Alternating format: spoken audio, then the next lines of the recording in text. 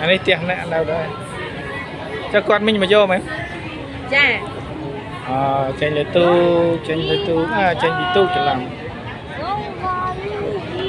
nó Saigon River sightseeing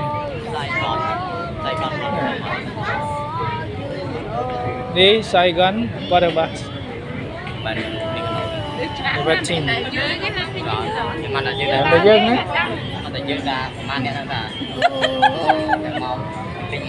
at Vietnam country.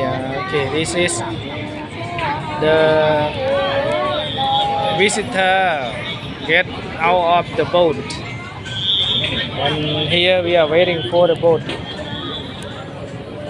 Okay, for 7:45 time for start.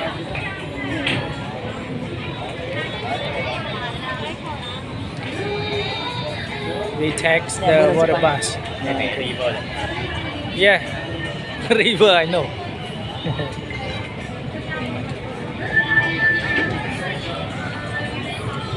Visitor get out. We prepare to get in. Right there.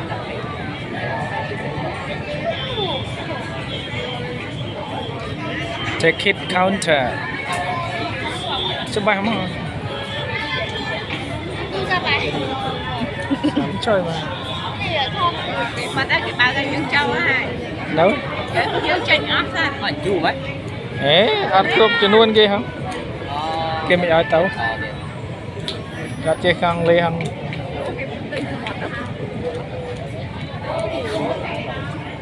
Tàu một kia, riêng tàu châu một kia, tàu một kia.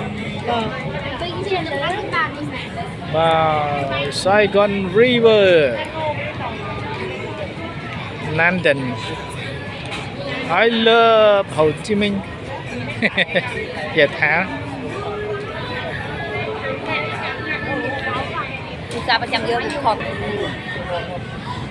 Security. Quang tập về tôi cô viên cao đây.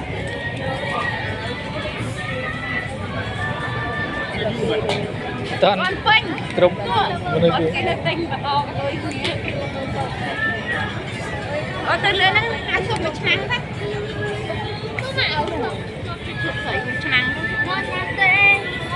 Cười nhầm đi các bạn đây nè. Bán ngon nha mình nhảy để lừa tú cô. Lừa tú ăn chè Việt Nam. Cái hăng lễ đã. Đang bị chè ăn lê đấy mua nước luôn gì nè. Đã bỏ tới cái thời gian này chơi chơi hay. Con đang lại nữa về. You speak Khmer, trời chè. Chơi mấy nước. Do you speak English? Do you speak English?